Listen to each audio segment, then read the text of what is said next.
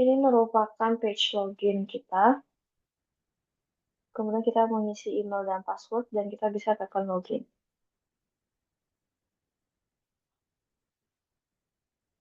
Setelah kita tekan button login, maka kita akan masuk ke landing page berupa dashboard. Kemudian jika pertama kali, maka ada kuesioner untuk mengenai learning style, di mana visual, auditory, dan kinestetik. Kita next saja dengan mengisi pertanyaan-pertanyaannya.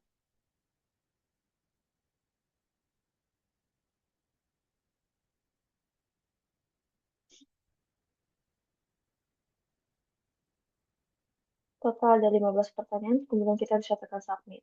Kemudian adanya hasil learning style tersebut. Oke, selanjutnya ini adalah page dashboard. Kemudian kita bisa tekan hamburgernya di kiri atas, kemudian kita bisa merujuk ke menu course list. Course list ini memunculkan course yang ada di mahasiswa tersebut, kemudian kita bisa start di salah satu course.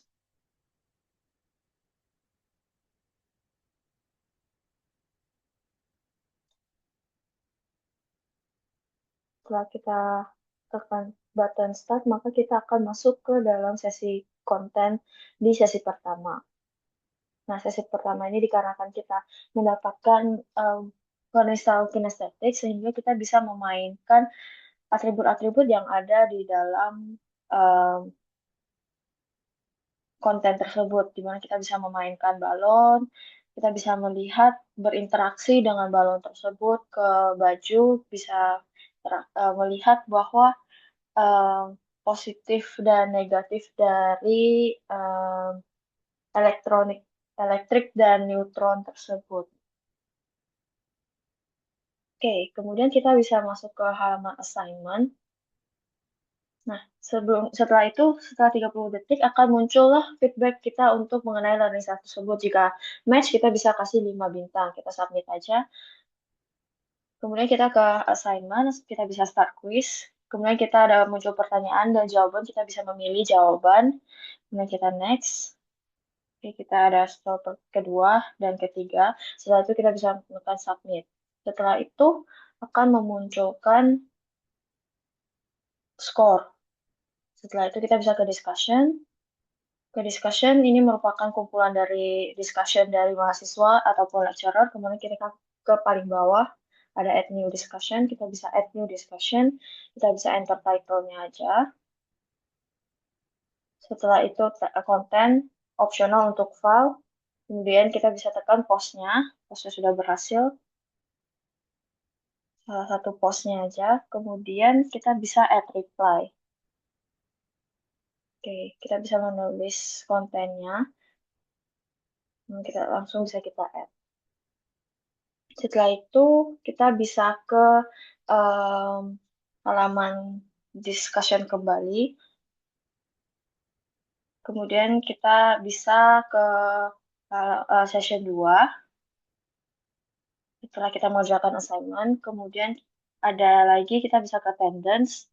Dalam attendance kita bisa join meeting, kita bisa melihat absen kita. Kemudian kita ke people. Di people kita bisa melihat student dan lecturer yang ada di kelas tersebut. Kemudian yang kita bisa ke kanan atas, ke My Profile, kita bisa melakukan Edit Profile. Di Edit Profile ini, kita bisa melakukan edit terserah mau apa aja. Kalau misal juga kita bisa sesuai dengan preferensi kita jika kita merasa tidak cocok. Oke, kita edit user.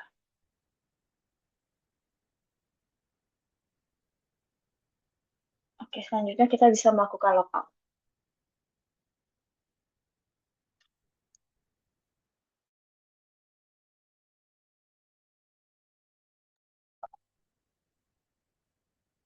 Selanjutnya kita akan mencoba untuk user role yang selanjutnya yaitu lecturer.